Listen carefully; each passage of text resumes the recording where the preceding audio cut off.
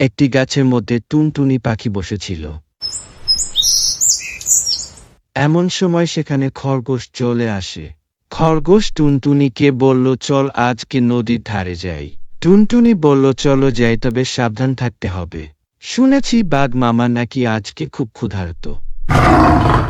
দূরে বাঘ মামার গর্জন শোনা যায়। খরগোশ বলল, মনে হয় বাঘ মামা আশেপাশে আছে। বলতে বলতেই বাঘ মামা সেখানে চলে আসে। বাঘ মামা এসে বলল, আজকে টুনটুনি এবং খরগোশকেই খাবো। খরগোশ ভয়ে লাফ দিয়ে দূরে যায়। টুনটুনি বলল, বাঘ মামা, দাঁত মেজেছেন তো? দাঁতে যদি পচা গন্ধ থাকে, আমার মতো ছোট্ট পাখি খেলে হজম হবে না কিন্তু। বাঘ মামা বলল, দাঁত তো সত্যিই মাজা হয়নি। ঠিক আছে, আগে যাই দাঁত মেজে আসি। এরপর বাঘ মামা চলে যায়। খরগোশ বলল, টুনটুনি, তুই তো দারুণ বুদ্ধি দেখালি। কিছুক্ষণ পর বাঘ মামা চলে আসে। বাঘ মামা টুনটুনিকে বলল, দাঁত মেজে এসেছি। টুনটুনি বলল, ও, দাঁত তো ঝকঝি হয়েছে, কিন্তু হাত পা ধোয়া হয়নি তো।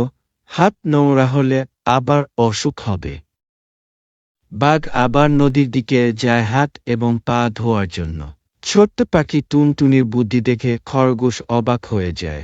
বাঘ মামা আবার ফিরে আসে, কিন্তু এবার পুরো ভিজে গিয়ে ঠান্ডায় কাশতে থাকে। বাঘ মামা বলল, আজকে তোকে আর খাওয়া হলো না, কালকে আবার চেষ্টা করব। টুনটুনি হেসে বলল, কালকে আবার নতুন বুদ্ধি বের করব। খরগোশ টুনটুনিকে বলল, তুই তো বাঘ মামাকে বোকা বানালি। এরপর খরগোশ এবং টুনি মিলে অনেক আনন্দ করল।